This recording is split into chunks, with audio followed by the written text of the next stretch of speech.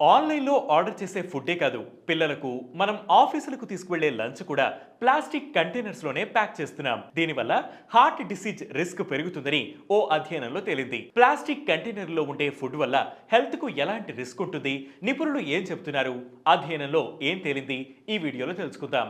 చైనాలో పరిశోధకులు 3000 మంది వ్యక్తులు ఎలుకలపై చేసిన అధ్యయనంలో షాక్ అయ్యే విషయాలు వెల్లడయ్యాయి. పీర్ రివ్యూడ్ స్టడీగా చెబుతున్న ఈ పరిశోధనలో మొదట ప్లాస్టిక్ టేక్అవుట్ కంటైనర్లను తరచుగా ఉపయోగించిన 3000 మందిలో హార్ట్ డిసీజ్ రిస్క్ ఉందా లేదా అని టెస్ట్ చేశారు. ఆ తర్వాత క్యారీఅవుట్ కంటైనర్లలో నీటిని మరిగించి ఆ నీటినే ఎలుకలకు కొద్ది రోజులు తాగించి పరిశోధన చేశారు. ప్లాస్టిక్ టేక్అవుట్ కంటైనర్లలో క్రమం తప్పకుండా ఆహారం తిన్నవారిలో రక్త ప్రసరణ దెబ్బతినడం వల్ల గుండె జబ్బుల ప్రమాదం పెరుగుతుందని తేలింది. ప్లాస్టిక్ లో ఉండే కెమికల్స్ వల్ల ఎలుకలు తీవ్ర అనారోగ్యానికి గురయ్యాయని, వాటిలో జీర్ణ వ్యవస్థలో గణనీయమైన మార్పులు వచ్చాయని తెలిపారు. ప్లాస్టిక్ కంటైనర్లలో 20,000 వరకు కెమికల్స్ ఉండవచ్చని, వాటిలో అధికంగా బీపీఏ, థాలెట్లు, పిఎఫ్ఏఎస్ వంటివి ఆరోగ్యానికి హాని చేస్తాయని చెప్పారు. ఫుడ్ ప్యాకింగ్ కు వాడే ప్లాస్టిక్ కవర్లు, బాక్సుల్లో ఉండే ఈ కెమికల్స్ క్యాన్సర్ వంటి ప్రాణాంతక వ్యాధులతో పాటు అనేక రకాల అనారోగ్య సమస్యలకు కారణమవుతాయని పేర్కొన్నారు.